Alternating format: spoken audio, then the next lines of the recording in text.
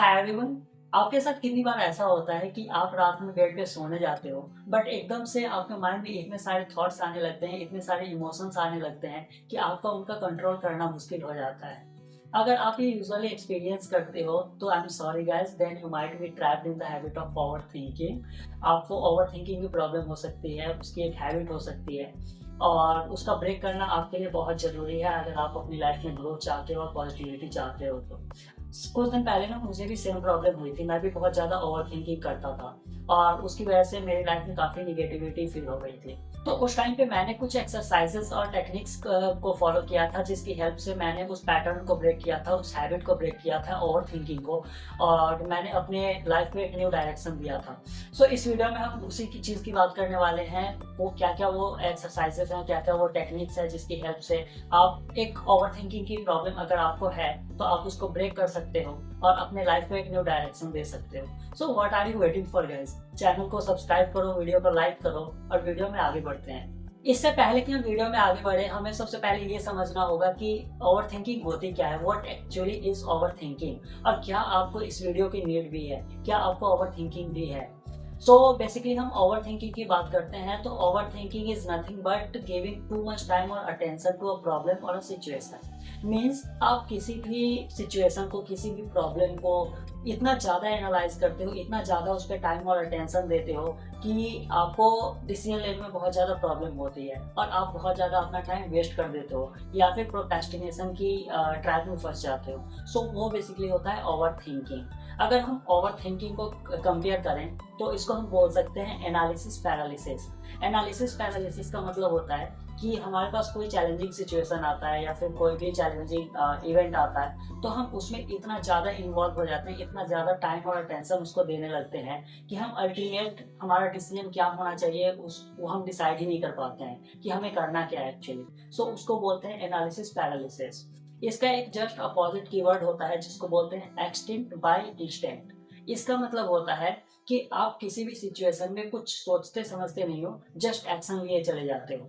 अगर आपको let's say हम यूट्यूब का एग्जांपल लें तो इसमें एक्सटिंक्ट बाय इंस्टिंक्ट का क्या मतलब हो सकता है। इसमें हो सकता है कि आप वीडियो पे वीडियो तो बनाए जा रहे हो बट आप अपने ऑडियंस के डेमोग्राफिक को भी समझ रहे हो कि आपका ऑडियंस एक्चुअली आपसे क्या चाहता है, या फिर जो यूट्यूब है उसका एल्गोरिथम कैसे काम करता है, आप उसको एसईओ के थ्रू ऑप्टिमाइज नहीं कर रहे हो। सो उसको बोलते हैं एक्सटिंक्ट बाय इंस्टिंक्ट। मीन्स हम एक्शन तो लिए जा रहे हैं बट हम उसके पीछे का रीजनिंग, उसके पीछे का रीजन नहीं समझ रहे हैं। सो इस वीडियो में हम एक्सटिंक्ट बाय इंस्टिंक्ट की बात नहीं करेंगे, वैसे वो भी एक बड़ी प्रॉब्लम है, बट इस वीडियो में हम ओवर थिंकिंग की बात करने वाले हैं। सो अब हम डिस्कस करते हैं 5 ऐसे टेक्निक्स जिसकी हेल्प से आप ओवर थिंकिंग को ओवरकम कर सकते हो। So without any further delay let's start with the video. So over thinking की प्रॉब्लम को क्योर करने के लिए जो हमारा सबसे फर्स्ट टेक्निक है उसको बोलते हैं manage your story. The type of story we tell ourselves ultimately define our lives.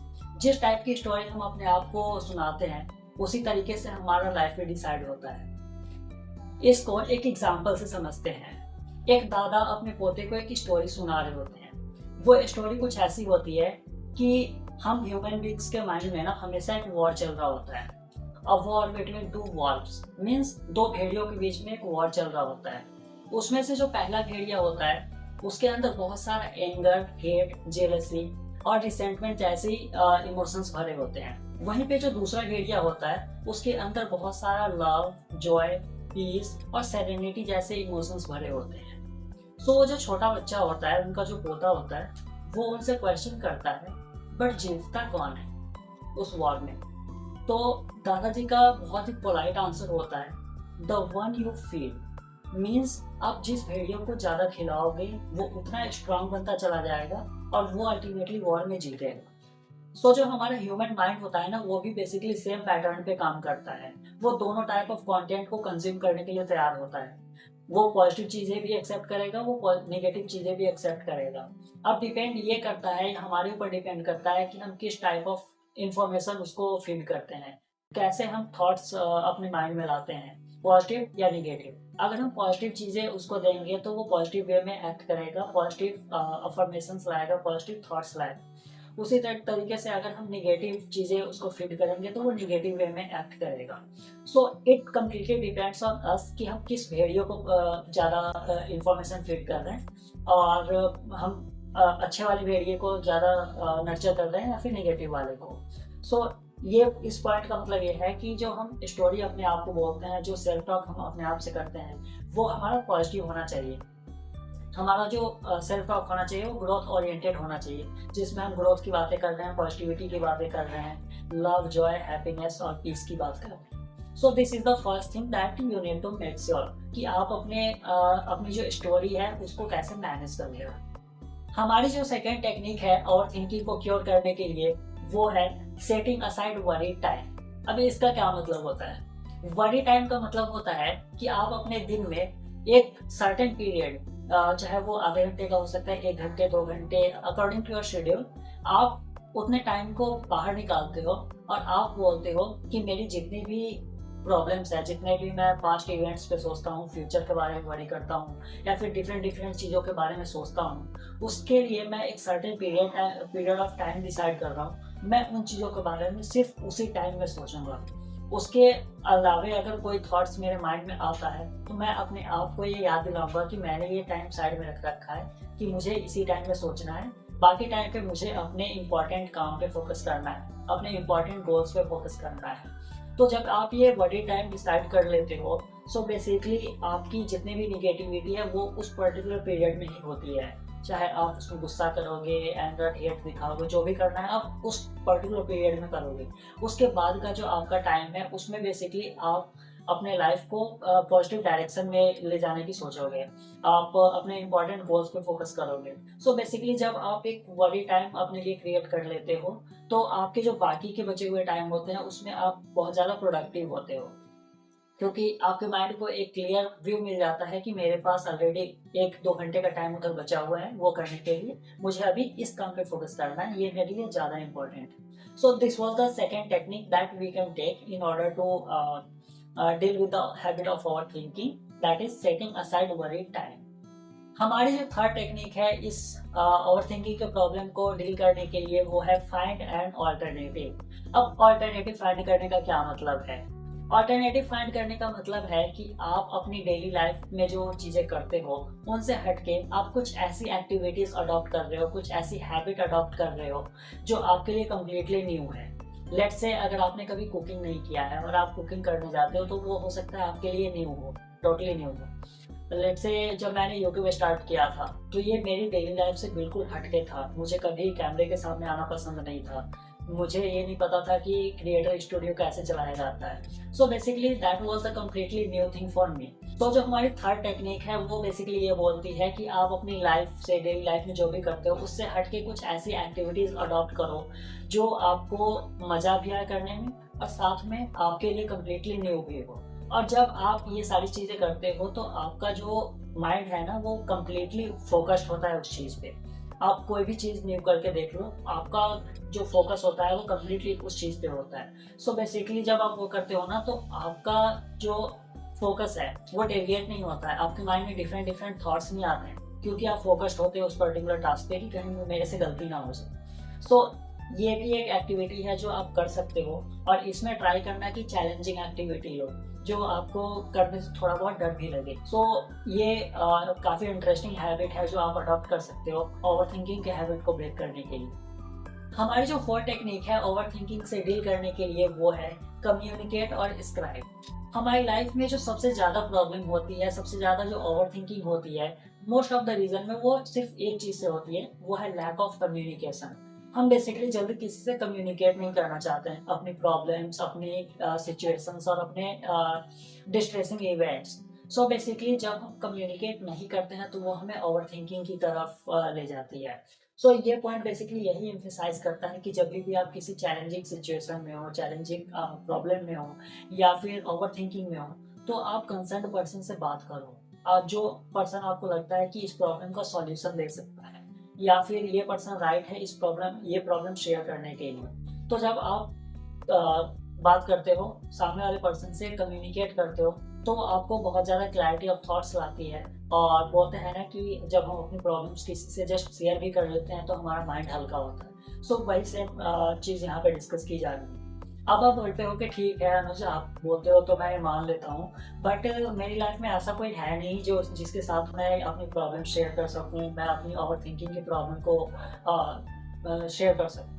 तो इसके लिए दूसरी हमारी एक्टिविटी है वो है स्क्राइब। अब स्क्राइब का मतलब क्या होता है? Writing down. ये बेसिकली एक्टिविटी ना मैंने think like a monk book से सीखी है। तो अगर उस बुक की और अच्छी अच्छी बातें सीखनी है तो मैं अभी बुक समरी रिलीज करने वाला हूँ उस बुक की कुछ ही दिनों में, तो आप वो देख सकते हो। तो उसके लिए चैनल को सब्सक्राइब कर लेना। सो बेसिकली जो हमारी ये एक्टिविटी है वो ये बोलती है कि eight the end of every day, जब आप ऑफिस से आते हो या फिर मतलब आपका डे जब खत्म होता है तो सोने जा रहे होते हो, तो आप ना अपने पूरे दिन की जितने भी चैलेंजिंग इवेंट्स रहे हैं, जो जो प्रॉब्लम्स आपने से फेस की है, जितने भी डिफिकल्ट लोगों को आपने हैंडल किया है, उन चीज़ों को ना एक स्टोरी फॉर्मेट में अपने डायरी में लिखो। और जब आप ये लिख रहे हो ना तो उसके साथ ये भी लिखो कि इस पर्टिकुलर पर्सन से या फिर इस पर्टिकुलर इवेंट से मैं क्या सीख सकता हूँ।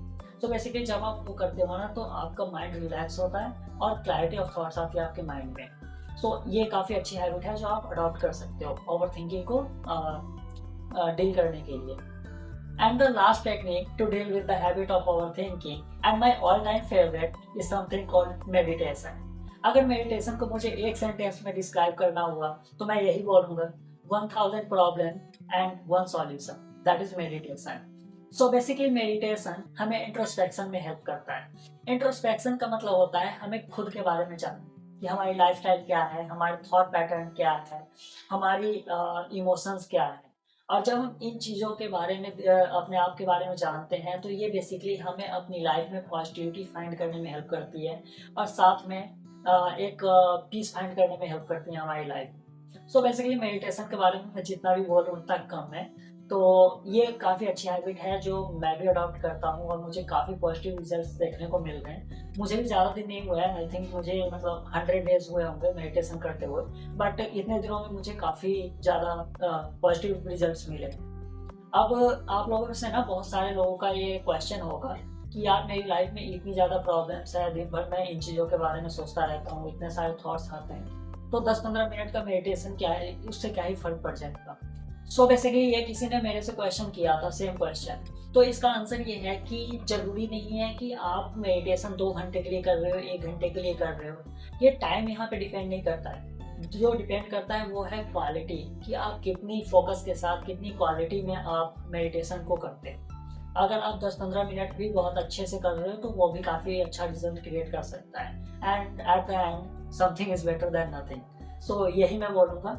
और अगर आप ये बोलते हो कि मेडिटेशन करने में मुझे बहुत ज़्यादा प्रॉब्लम होती है, कोई गाइड करने वाला नहीं होता है, खुद से हो नहीं पाता है, तो इस प्रॉब्लम को सॉल्व करने के लिए मैं जो बेसिकली फॉलो करता हूँ वो एक ऐप को फॉलो करता हूँ जो रणवीर अलावादिया ने एंड उनकी टीम ने बनाया है। द लेवल सुपर माइंड करके ऐप का नाम है। और अभी तक का मेरा एक्सपीरियंस काफ़ी अच्छा रहा है। और प्लीज़ नोट कि मैं इस ऐप को मतलब स्पॉन्सर नहीं कर रहा हूँ या फिर प्रमोट नहीं कर रहा हूँ। इट इज़ जस्ट कि मुझे अच्छा लगा है, इसलिए मैं एज अ ब्रदर आप लोगों को सजेस्ट कर रहा हूँ। और आप लोग भी इससे बेनिफिट ले सकते हो, काफ़ी अच्छा है। सो गाइस, ये थे कुछ टिप्स एंड ट्रिक्स जो मैंने अडॉप्ट किए थे अपनी ओवर थिंकिंग की हैबिट को ब्रेक करने के लिए, ओवर थिंकिंग के पैटर्न को ब्रेक करने के लिए और अपनी लाइफ को एक न्यू डायरेक्शन देने के लिए। अगर आपको ये वीडियो थोड़ी सी भी अच्छी लगी हो तो प्लीज़ वीडियो को लाइक कीजिए, चैनल को सब्सक्राइब कीजिए और शेयर कीजिए वीडियो को उन लोगों के साथ जो ओवर थिंकिंग के प्रॉब्लम को फेस करते हैं। मिलते हैं नेक्स्ट वीडियो में, तब तक के लिए बाय बाय, टेक केयर।